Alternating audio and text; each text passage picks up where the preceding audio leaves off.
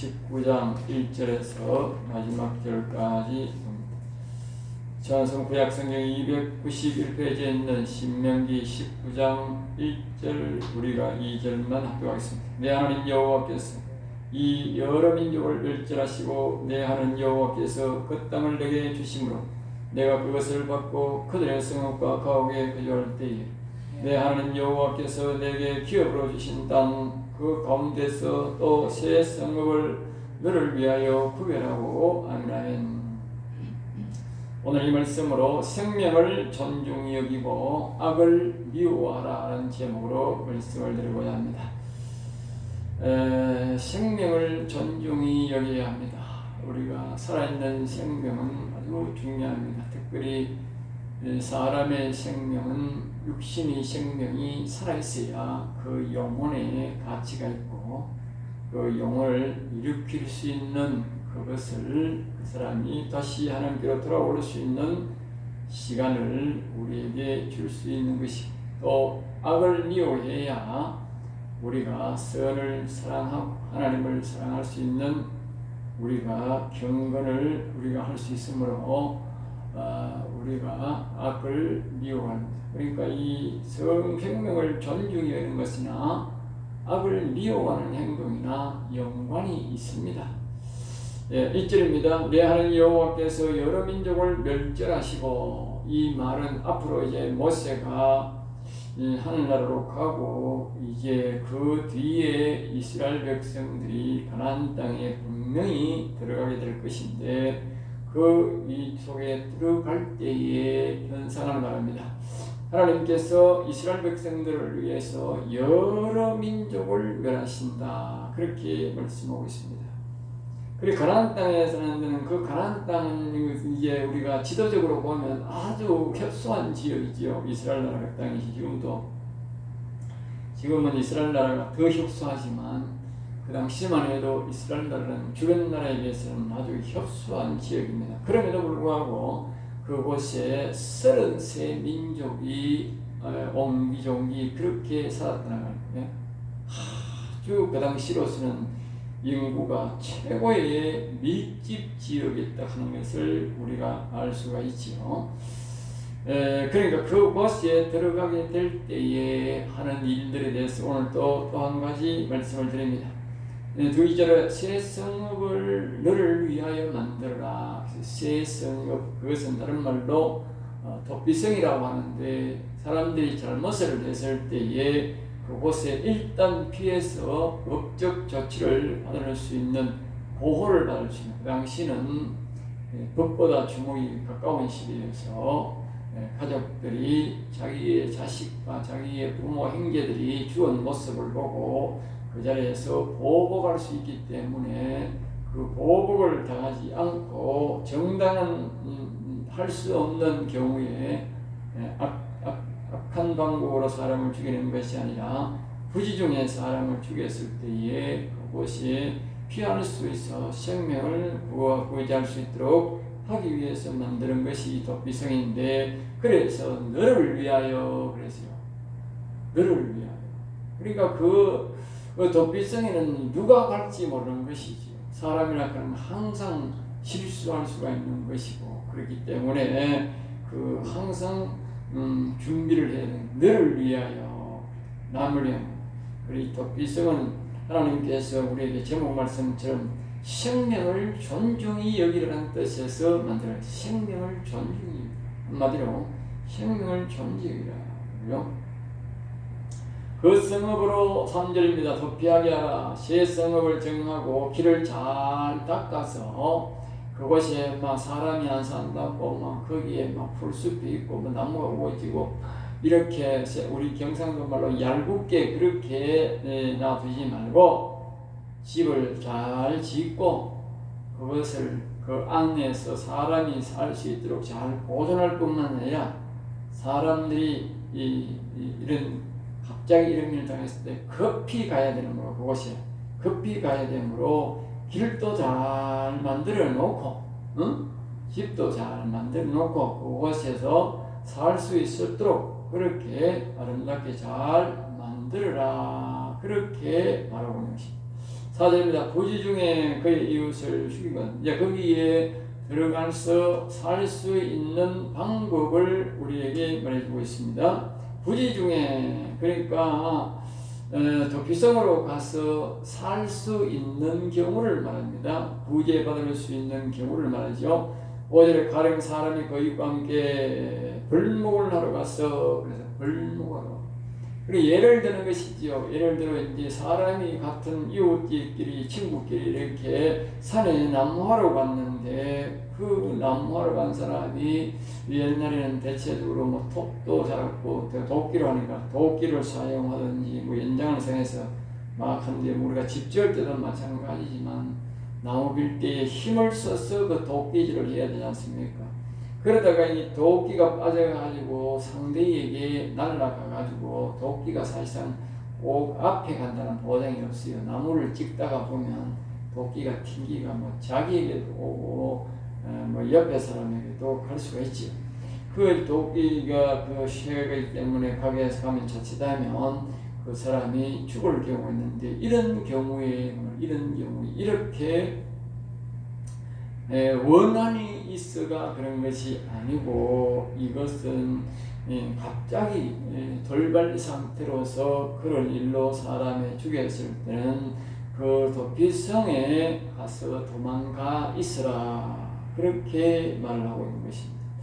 7절 그러므로 내가 내게 명령하기를 그래서 이런 경우가 있으므로 이 새 성읍을 너를 위하여 만들까 너를 위하여 누구든지 이런 일을 내 자신이 될 수 있고 우리 식구가 될 수도 있고 이런 일을 겪을 수가 있으므로 누구든지 될 수 있는데 이런 일들을 위해서 거기에 이 성을 만들어 놔라 그렇게 말하는 것입니다. 그러면서 이제 8절에 내 조상들에게 주리라고 말씀하신 땅을 다 주실 때에 이 말은 가나안 땅에 들어가가지고 그 가나안 땅을 온전히 너희들이 다 차지하게 될 때에 9절 이 모든 명령을 지켜서 행하라. 그래서 18장까지 지금부터 18장까지 이 모세가 이 설교를 통해서 이스라엘 백성들에게 명령한 이 모든 것들을 잘 지키라는 것입니다. 이 명령을 잘 지키는 것이 곧 하나님을 사랑하는 것이고 그의 길로 가는 것이다. 그렇게 말하고 있는 것입니다. 그리고 이 새 성읍을 꼭 두어서 지키라. 꼭 두어서 지키라. 어떻게 생각하면 그거 뭐 우리가 무슨 필요합니까? 이렇게 하는 그렇지 않다. 이것은 하나님께서 앞에서도 말했지 10절에 말합니다. 무죄한 피를 흘리지 말라. 무죄한 피를 흘리지. 이 도피성이라고 하는 것은 이 무죄한 피를 흘리지 말. 실수해서 죽이는 것은 그 악의로 죽이는 것은 그 사람을 죽인 것이 아니다. 악으로서 그 사람을 죽인 것이 아니기 때문에 실수로 죽인 것이기 때문에 그것은 죽여서는 안 된다. 죽여서 안 된다. 그러니까 이 죽이면 땅이 더러워진다 그 말이에요. 죄가 없는 사람을 죽이면 실수로 죽이는 사람을 죄가 있는 사람을 죽이면 땅이 더러워진다. 그렇게 해서 하나님이 계시는 땅에 더러워지면 하나님이 계실 수가 없잖아요. 그러니까 하나님께서 그 땅이 더러워지지 않도록 하기 위해서 도피성을 만들어라 그렇게 말하는 것입니다. 땅이 더러워지지 않게 하기 위해서. 죄 없는 사람을 죽이면 땅이 더러워지고 죄 있는 사람을 안 죽이면 땅이 더러워집니다. 죄 있는 사람은 죽여야 되고 죄 없는 사람은 살려둬야 되는데 그걸 위해서 이 도피성이 필요하다 그 말입니다. 그리고 이제 죽여야 될 사람도 있는데 11절에는 이제 죽여야 될 사람 도피성에 가더라도 죽여야 될 사람을 말합니다. 엎드려 그를 기다리다가 이 말은 호의적으로 원한을 가지고 사람을 계획을 세우고 그 사람을 죽이고 그 도피성으로 도망가는 사람은 12절 그를 거기서 잡아다가 이런 사람을 잡아다가 보복자에게 보복자. 보복자란 말은 누구냐면 그 가족에게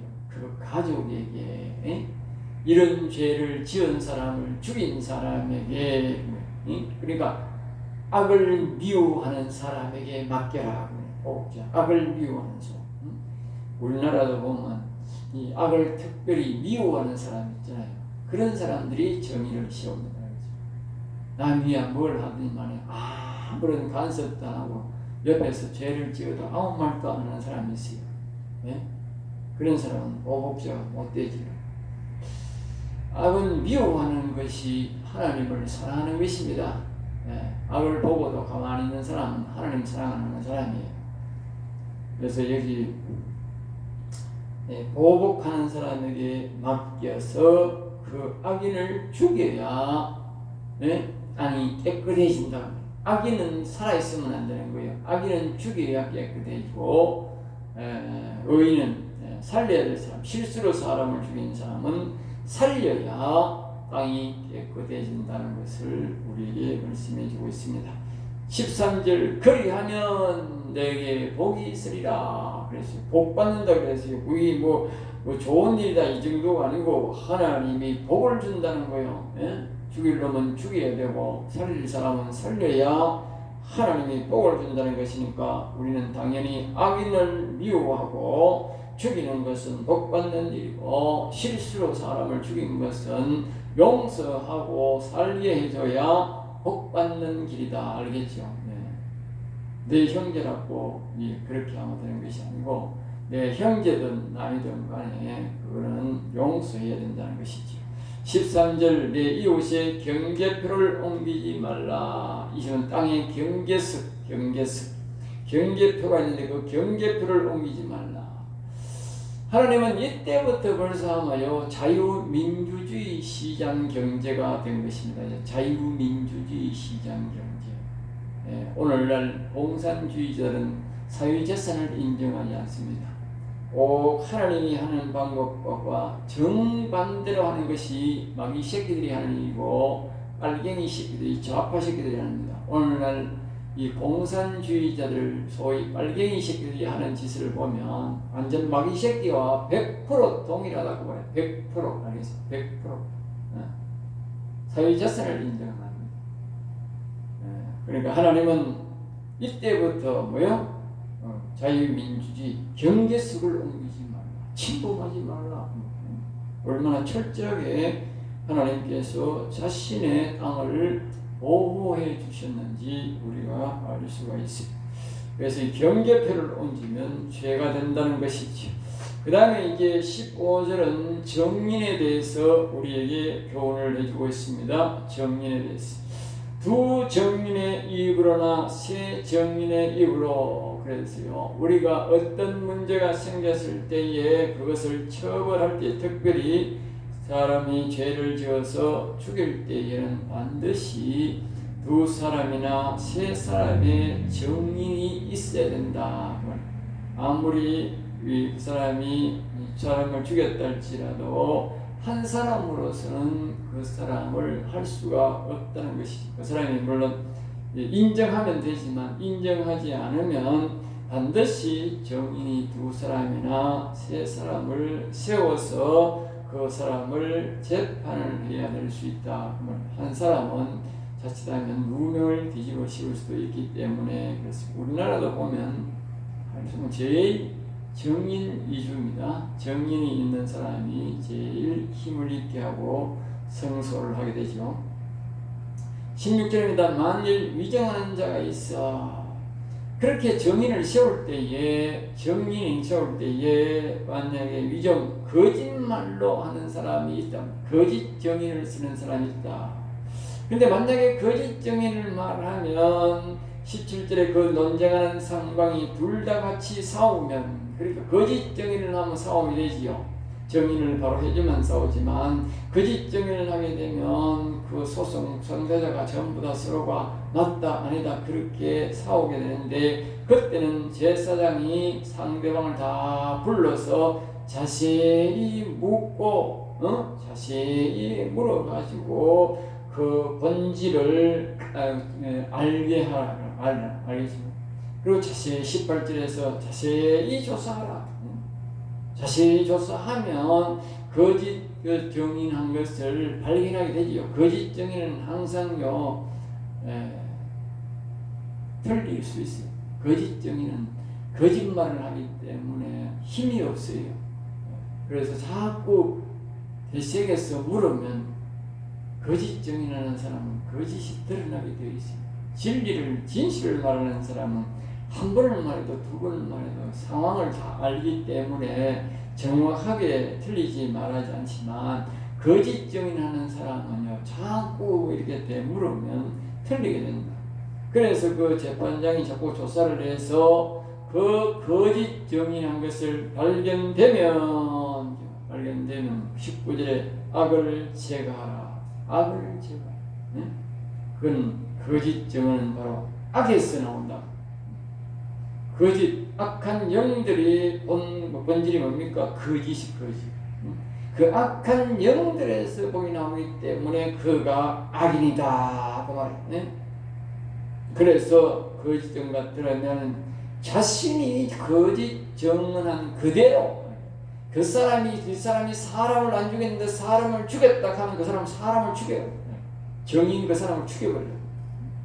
지가 증언한 대로 사람을 안 죽였는데 사람 죽였다 해서는 지가 죽어야 돼요.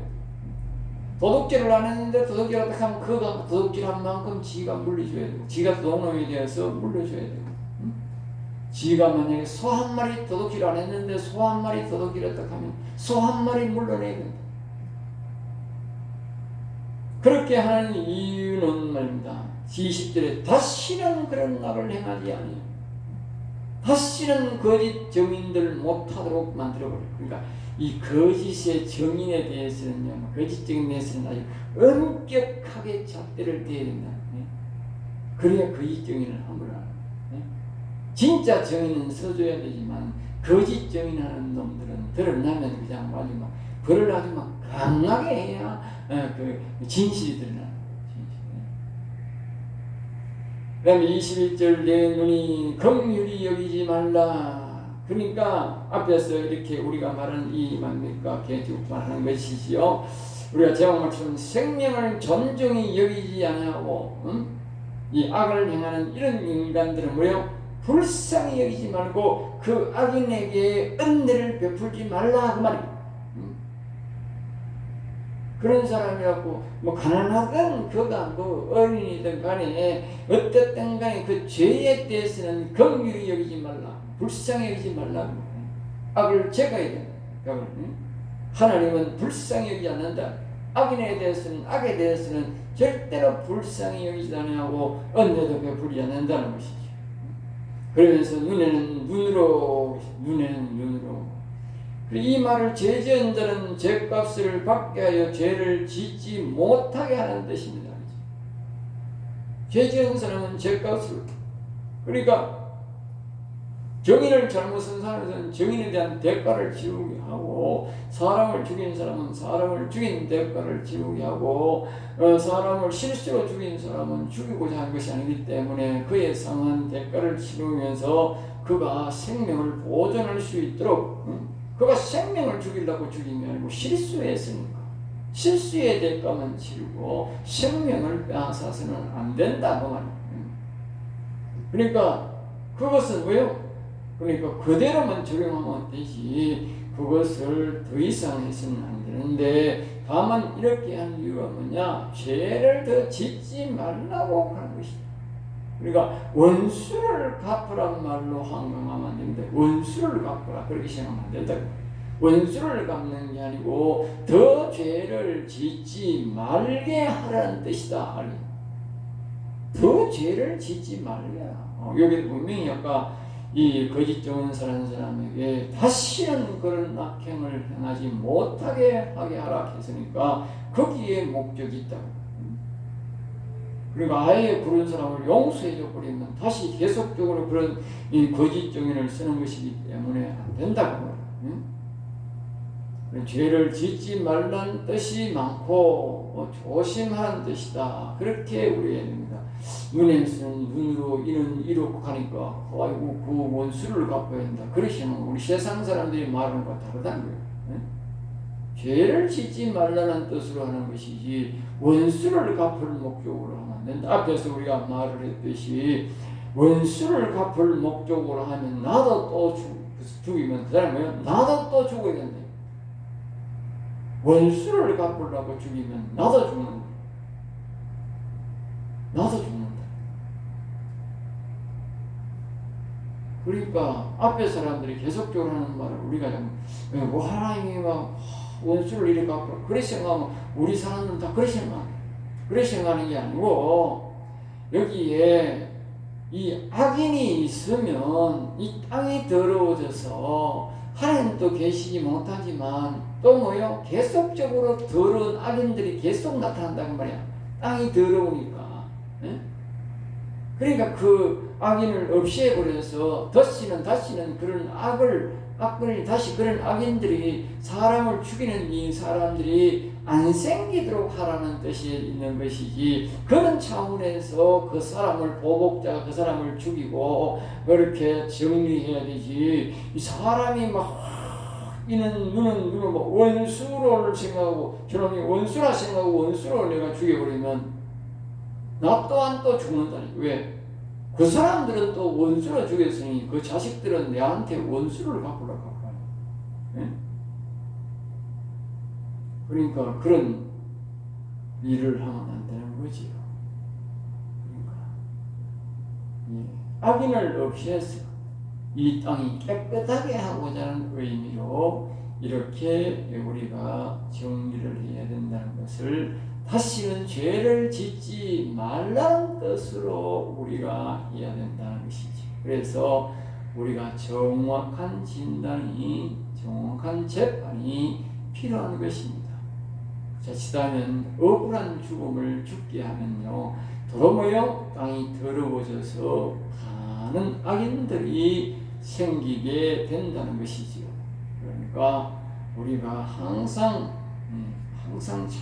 잘 분별해서 악인을 잘 선별해서 처리를 해야 된다는 것이죠. 무조건 악인을 둔다고 되는 것도 아니고 악인을 처벌을 하되 반드시 악인을 처벌하고 죄 없는 사람은 누명을 씌운 일이 없도록 해야 된다. 다시 한 번 더 말씀드리지만 그래서 생명을 존중히 여기고 악은 철저하게 미워해야 우리가 복을 받는 위가 되고 복을 받는 나라가 된다는 것입니다. 오늘 여기서 말씀을 마치겠습니다. 하나님 아버지 감사합니다. 저들을 사랑하여 주셔서 오늘도 은혜의 말씀, 생명의 말씀을 주심을 감사합니다. 우리가 하나님을 사랑하고 생명을 사랑하여 복을 받는 성도가 되게 하시고 또 악은 철저하게 미워하고 배척하고 몰아내어서 복을 받는 성도가 되게 하여 주시옵소서. 될 줄 믿사옵고 나서는 주 예수 이름으로 기도드립니다.